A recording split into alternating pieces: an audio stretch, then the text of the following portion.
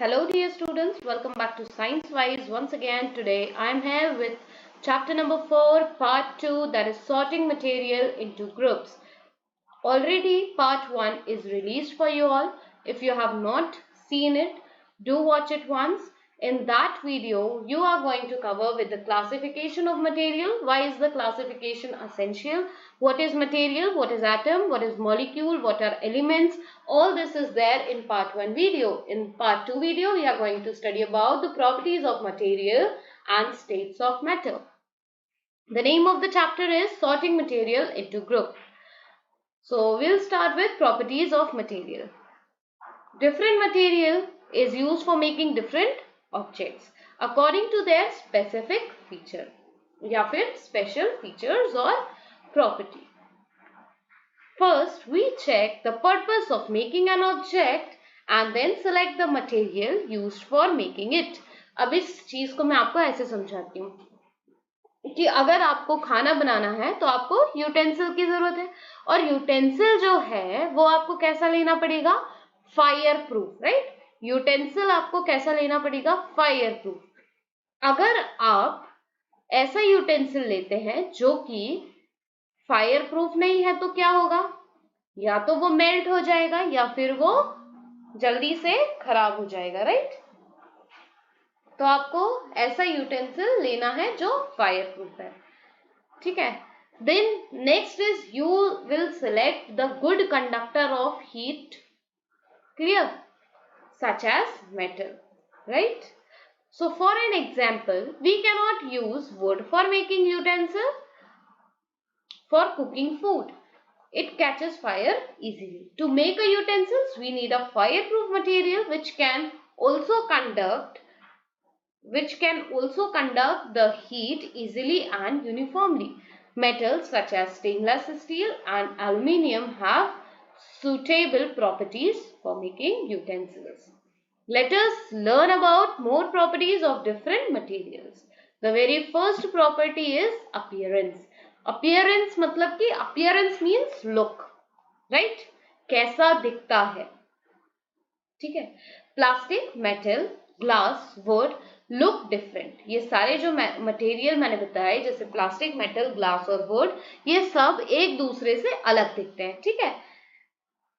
Even the metal such as gold, aluminium, silver, और जहां तक कि हम बात करें गोल्ड, एल्यूमिनियम, सिल्वर की, ये मेटल्स होके भी डिफरेंट दिखते हैं, right? At the same time, there may be some similarities between gold, silver and aluminium that are not found in glass, wood and plastic. Second is luster. The second property is luster. Luster का मतलब होता है bright, right? Sparkle, glow. और ये जो word है luster, ये Latin word lux से आया हुआ है. कहां से आया है? Latin word lux, which means light. और इसका मतलब क्या होता है? लस्टर का ग्लो या स्पार्कल, या जो एकदम से ब्राइट दिखता है वो, ठीक है। Material that have lustre is used for making jewelleries, utensils and decorative material. Now you know why steel utensils such as plates and spoon shine. और इसीलिए आपको पता हो गया होगा कि आपका जो कटलरी सेट है वो हमेशा शाइन क्यों करता है, ठीक है। जो आपके गोल्ड, सिल्वर के ऑर्नामेंट्स होते हैं, ठीक है, वो क्यों शाइन करते हैं? क्योंकि उनमें क्या होता है? लस्टर होता है. और लस्टर जो है वो प्रॉपर्टी है किसकी? मेटल्स की, right. Moving to the next page, that is the next property, roughness. Third property क्या है आपकी? Roughness. Roughness, material can be rough or smooth when touched. Material कैसा हो सकता है? रफ भी हो सकता है और स्मूथ भी हो सकता है जब हम उसे टच करेंगे तो. जैसे कि some material are rough as they have rigid or uneven surface, like sandpaper, brick, wood and stones have rough surface. Whereas when we talk about smooth material that have even or flat surface, there are no ridges on them. Marble, mirror, metal are some example of smooth objects. Name two rough and two objects which you find in your classroom. ठीक है, आप अपनी classroom में कौन से ऐसे 2 rough और 2 smooth objects देख सकते हैं, वो आप यहाँ लिख दीजिएगा. The fourth property is hardness. Fourth property क्या है? Hardness. Sorry, we can check the hardness of a material by pressing it with our hands. Let us do an activity. अब इस एक्टिविटी को आप घर में परफॉर्म कर लीजिएगा. ठीक है. Material can be hard or soft. Material that cannot be compressed is known as hard material. ऐसा मटेरियल जो कि कंप्रेस नहीं हो सकता, जो स्क्रैच्ड नहीं हो सकता इजीली, उसको हम क्या बोलेंगे? Hard material. Like rock, iron, would are some hard substance.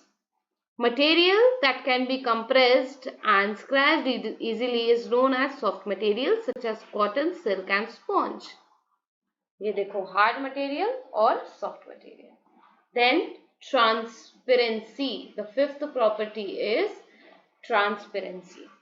In a grocery shop and mart, some food items are kept in refrigerators.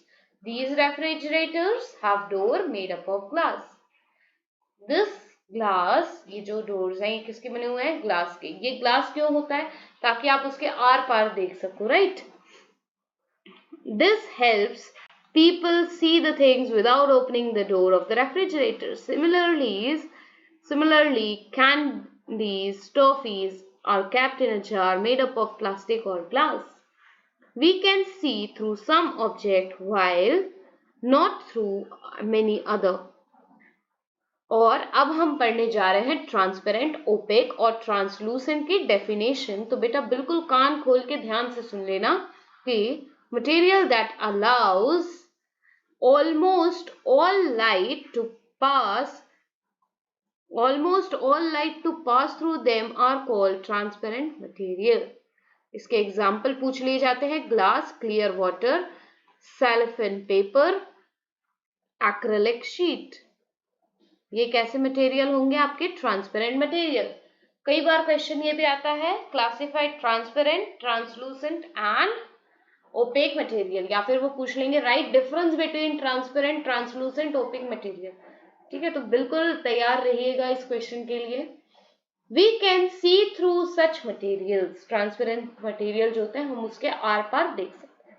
There are some materials that allows only some light to pass through them, और इन materials को हम बोलेंगे translucent material. We can see through such materials but not very clearly. अब इसके example कौन हो जाएंगे? Butter paper, tissue paper, eyes and some translucent object. अब हम ओपेक की बात करें तो ओपेक मटेरियल क्या होते हैं? जो लाइट को बिल्कुल भी पास होने नहीं देते हैं. एग्जाम्पल इसके होंगे वुड, प्लास्टिक, मेटल्स, और इससे हमको बिल्कुल भी नहीं दिखता. Cannot see through such materials. Next जो हमारी सिक्स्थ प्रॉपर्टी है वो है सॉल्युबिलिटी. क्या है sixth property? Solubility. Solid substance that dissolve in liquid such as water are soluble. अगर कोई solid substance dissolve हो जाता है water में तो उसको हम क्या बोलेंगे? Soluble. Whereas जो नहीं dissolve हो पाता है water में उसको बोलेंगे हम insoluble. Generally, we use water to check the solubility of the material. Now फिर से एक एक्टिविटी आ गई है, तो ये एक्टिविटीज आप अपने घर पे करिएगा. हम यहाँ बात करेंगे मिसिबल लिक्विड्स और इमिसिबल लिक्विड्स की. Liquids that dissolve or mix well in water are called miscible liquids such as lemon juice, honey, glycerine, milk, vinegar are some miscible liquids. There are some liquids, और वहां पे कुछ ऐसे liquids भी होते हैं जो मिक्स नहीं हो पाते वाटर के साथ. ऐसे liquids को हम बोलेंगे immiscible liquids. और एग्जाम्पल है cooking oil, diesel, kerosene, petrol, ghee are the examples of immiscible liquids. Solubility of a substance increase with the increase in the temperature. अगर आप टेम्परेचर बढ़ाएंगे तो सब्सटेंस की सॉल्युबिलिटी भी इंक्रीज हो जाएगी. उसके लिए ये एक्टिविटी दी हुई है, इसको आप एक बार करके देख लीजिएगा. Moving to the next page. Some gases, such as oxygen, can dissolve in water. Aquatic plants and animals use the dissolved oxygen for the process of respiration. Carbon dioxide can also be dissolved under water under high pressure and low temperature. Carbonated drinks are prepared in this way. Next is the seventh point, that is density, which will indicate the floating and sinking mechanism. If we put a stone in water, it will shrink, whereas the dry leaves float in water. Therefore, we can see some material floating on the water surface, whereas others sink. The properties of material to float in water is called flotation. Flotation क्या होता है? किसी भी material की property water में float होने के लिए उसको हम बोलेंगे flotation. Whether an object floats or sinks in water, it depends upon the density. If you take a stone and dry leaves of equal volume, stone will be heavier. This shows that the density of the stone is more than dry leaves. अब यहाँ पे एक चीज हमेशा याद रखना, ये fill in the blanks में है. Density is defined as the mass content per unit volume of the substance. A substance tends to sink in water if it has more density than water. In contrast, if the density of substance is less than water, it will float. अगर density कम है किसी substance की water से तो वो float होगा. Then coming to the eighth property, that is magnetic material. Magnetic material में हम दो चीज पढ़ने वाले हैं, that is magnetic material as well as non magnetic material और उसके examples. Material that attract to a magnet is called magnetic material. ऐसा मटेरियल जो मैग्नेट से अट्रैक्ट हो जाए उसे हम बोलेंगे मैग्नेटिक मटेरियल. एग्जाम्पल हो जाएगा आयरन, निकल, कोबाल्ट और मैग्नेटिक मटेरियल. और नॉन मैग्नेटिक मटेरियल क्या होगा बेटा? मटेरियल जो कि मैग्नेट से अट्रैक्ट नहीं होता उसको हम नॉन मैग्नेटिक मटेरियल बोलेंगे. इसके एग्जांपल है प्लास्टिक, वुड, ग्लास, सिरामिक, ये सब नॉन मैग्नेटिक मटेरियल है. Next, moving to the next page, conduction of electricity. ये आपकी हो गई 9th प्रॉपर्टी ऑफ मटेरियल. ठीक है, हमने 9 प्रॉपर्टीज पढ़ ली है, ये हमारी 9th प्रॉपर्टी है. कंडक्शन ऑफ इलेक्ट्रिसिटी है ना, इसमें हम दो चीज पढ़ेंगे, एक होता है कंडक्टर, दूसरा होता है इंसुलेटर. ठीक है, जो भी आपके होम अप्लायंसेस हैं जैसे कि oven, refrigerator, bulb, water heater, ये सबको क्या चाहिए? इलेक्ट्रिसिटी चाहिए चलने के लिए. अगर इलेक्ट्रिसिटी नहीं होगी तो ये रन नहीं कर पाएंगे. ठीक है, और अगर हमें इनको इलेक्ट्रिसिटी देनी है तो हमें क्या लगेंगे? Electric cable. और इलेक्ट्रिक केबल के अंदर क्या होते हैं? मेटल के वायर्स होते हैं. ठीक है, और उसके ऊपर होती है प्लास्टिक की कवरिंग. अब यहाँ पे मैं किस चीज की बात कर रही हूँ? मेटल के वायर और प्लास्टिक की कवरिंग. मेटल के जो वायर्स होते हैं वो कंडक्टर होते हैं, वो इलेक्ट्रिसिटी को पास होने देते हैं, उसका कंडक्शन करवाते हैं. और जो प्लास्टिक के वायर्स हैं वो क्या है? इंसुलेटर है, वो इलेक्ट्रिसिटी को बाहर आने से रोकते हैं. ठीक है, अब हम पढ़ते हैं कंडक्टर और इंसुलेटर्स को डिटेल में. Material that conduct electricity is called conductor. For example, all metals, tap water are conductor of electricity. और अगर हम इंसुलेटर की बात करें तो materials that do not conduct electricity are called insulator. For example, plastic, glass, wood, air and so on. Conduction of heat, ये आपकी हो गई 10th properties. ठीक है, you must have observed that heating pan is used for cooking have a plastic or wooden handle. जो आपका heating pan होता है उसमें क्या होता है? प्लास्टिक या वुड का हैंडल होता है ताकि हम उसको इजीली हैंडल कर पाए, क्योंकि पैन गर्म होता है. This is because of the property of wood और plastic that does not allow them to conduct heat. Plastic, wood की प्रॉपर्टी क्या होती है कि वो हीट को कंडक्ट नहीं करता है, हीट को रोक के रखता है ना. हीट का कंडक्शन प्लास्टिक और वुड में नहीं होता है, इसलिए जो पैन है वो गर्म रहता है लेकिन उसका हैंडल कभी गर्म नहीं रहता और उसको आप अच्छे से उठा सकते हो. Therefore, the heat does not reach our hands through the wood or the plastic. However, if we touch the metal part of the pan, our hand might get burned. This is because of the property of a metal to conduct heat. The material that allow heat to flow through them is called good conductor of heat.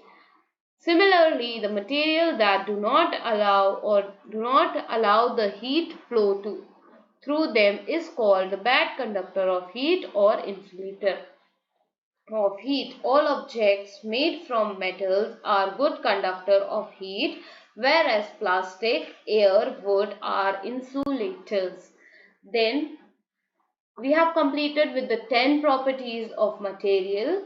Now we are going to study about the states of matter. Already 5th class we have studied about states of matter. This was your 6th chapter. So I will not go with the detail. The only basic we are going to study here. Right. So in this paragraph we have classified the states of matter into 3 groups, that is solid, liquid and gas. For example, stone is solid, cooking oil is liquid and water vapor is gas. Water is the only substance which exists in 3 different states. In different temperature. अगर हम water को different temperature देंगे तो water 3 अलग अलग states में दिखेगा, जैसे कि ice, liquid and ice is the form of solid, water is the form of liquid and water vapor is the form of gas, right? We have already discussed the substance that are made up of atoms. 2 or more atoms combine to form molecules. All matter is made up of molecules. The 3 states of matter are different because of the arrangement of molecules in them differently. ये बहुत important point है कि अगर पूछ लिया जाए why are the 3 different states, why are the states of matter different, तो आप बता सकते हैं कि जो arrangement of molecule है उसके basis पे ये जो states हैं ये different है. अगर हम सॉलिड की बात करते हैं तो सॉलिड में जो मॉलिक्यूल्स हैं वो क्लोजली पैक्ड हैं और उनका इंटरमॉलिक्यूलर स्पेस जो है वो बहुत स्ट्रॉन्ग है. ठीक है. और जो सॉलिड है वो हार्ड और इनकम्प्रेसिबल है. ठीक है, इनकम्प्रेसिबल है. इनके पास डेफिनेट शेप और वॉल्यूम भी है. अगर हम लिक्विड की बात करते हैं, कलर चेंज कर लेते हैं पहले, है ना. अगर हम लिक्विड की बात करते हैं तो ये कैसे है, स्लाइटली लूजली पैक है. इनमें weak intermolecular force of attraction है. ठीक है. लिक्विड्स जो हैं वो फ्लो कर सकते हैं, सॉलिड फ्लो नहीं करते. Liquids are not hard to touch, they do not have definite shape but volume definite है. They can also be compressed slightly. Moving to the next page, we are here with gases. Gases की अगर हम बात करते हैं तो gases जो है ये इनका जो इंटरमॉलिक्यूलर फोर्स है, इंटरमॉलिक्यूलर फोर्स ऑफ अट्रैक्शन वो कैसा है, बहुत वीक है और ये फ्रीली मूव कर सकती है. कैसे मूव करती है, ये फ्रीली मूव कर सकती हैं. रैंडम मोशन शो करती हैं. इनके पास कोई डेफिनेट शेप वॉल्यूम नहीं है और इनको हम कंप्रेस कर सकते हैं बहुत इजीली. अब यहाँ पे डिफरेंस बिटवीन दिया हुआ है सॉलिड, लिक्विड, गैस का, ये आप खुद एक बार पढ़ के देखिएगा. Hope so this chapter is very clear to you. If you have any doubt you can mention your doubts in comment section.